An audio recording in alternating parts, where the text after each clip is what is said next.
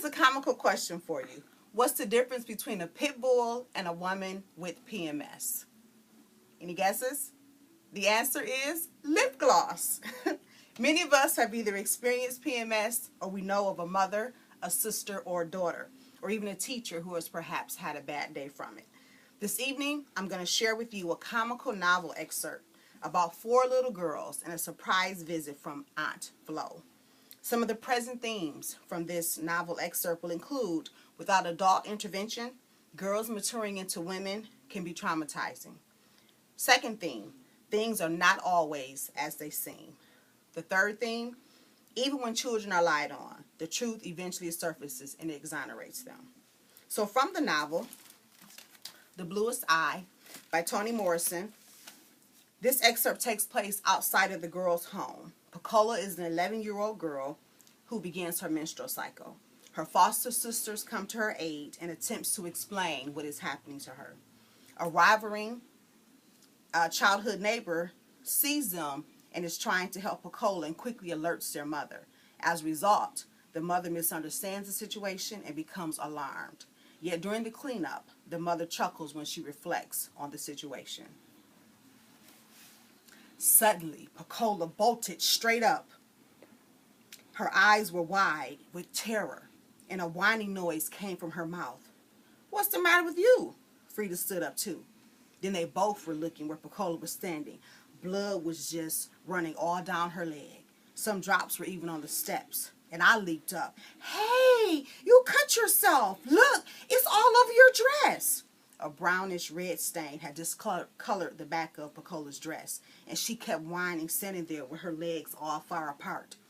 And she just kept whining. Frida said, "Oh, Lordy, I know exactly what that is." "What?" Pecola, her fingers went straight to her mouth. "That's menstruating." "What's that?" "You know." "Am I going to die?" she asked. "No, you won't die. It just means you can have a baby now." "What?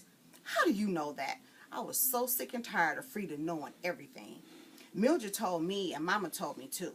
I don't believe it. "You don't have to, dummy. Look, you wait. Wait right here. Sit down, Pecola. You wait right there."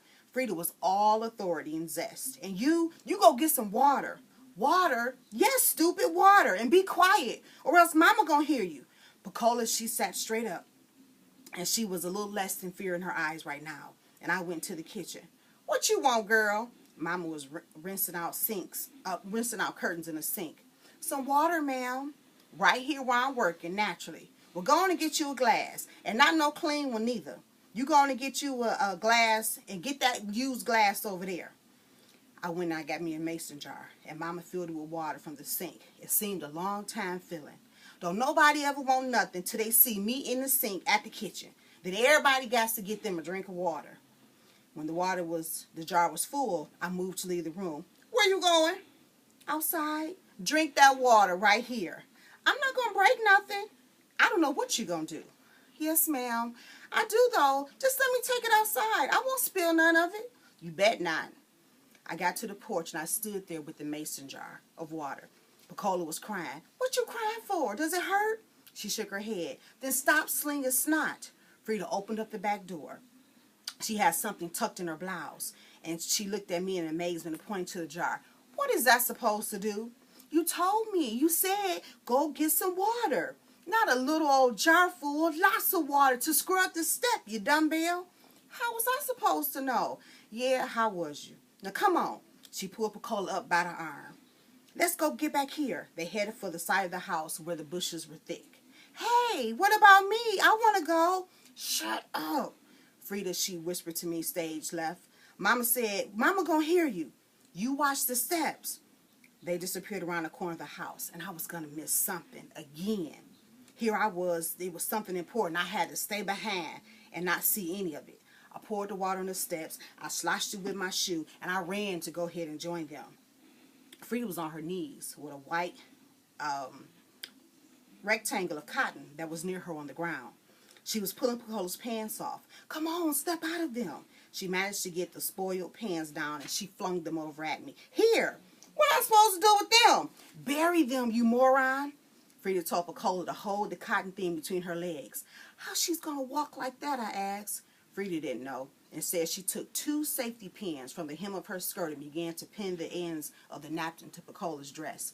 I picked up the pins with 2 little fingers and I looked at something to dig a hole with it.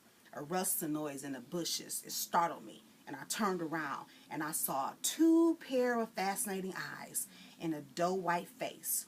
Rosemary. She was watching us. So I grabbed for her face and I succeeded in snatching her nose. She screamed and she jumped back.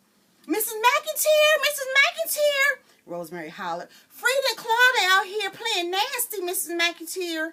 Mom opened up the door and she looked down at us. "What? They're playing nasty, Mrs. McIntyre. And Claudia, she hit me because I seen them." Mama slammed the window shut and she came running out the back door. "What y'all doing?" "Oh, playing nasty, huh?" She reached into the bush and she pulled off a switch. "I'd rather raise pigs than some nasty little girls. Least I can slaughter them." We began to shriek. "No, Mama, no, ma'am, no, Mama, no, it wasn't, she lied. No, Mama, no, Mama, no, ma'am, no, Mama." Mama grabbed Frida by the shoulder and turned her around and began with those 3 or 4 stinging cuts on her legs. "Gonna be nasty, huh? No, you ain't." Frida was destroyed. Whoopings wounded and insulted her. Mama looked up at Picola. "You too? Child and man or not?" She grabbed Picola and spun her around. The safety pin snapped open and one of the ends of the napkins fell out. And Mama saw it fall under her dress.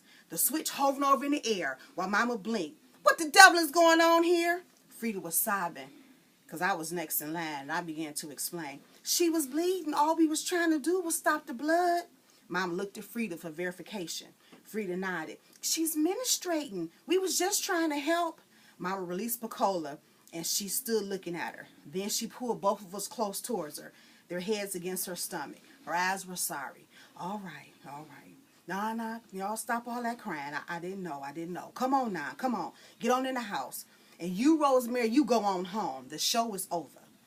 We trooped in, and Frida sobbing quietly, Mama carrying a white girl, and me carrying a little girl gone grown to woman pants in my hands. Mama led us to the bathroom. She pried Picola inside, and taking the underwear from me, told us to stay outside. We could hear water running in the bathtub. "You think she's going to drown her?" "Oh, Claudia, you're so dumb. She's just going to wash her clothes, that's all." "Should we beat up Rosemary?" "Nah, leave her alone."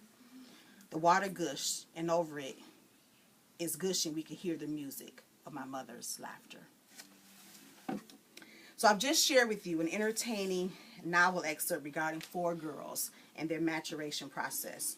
Little girls will always have antagonists in their lives, but their saving grace is an understanding adult figure who can help them through those difficult processes. So as I close, I urge you to help a young child with a difficult situation or thank an adult who has helped you through the storms of your life. Thank you. Oh.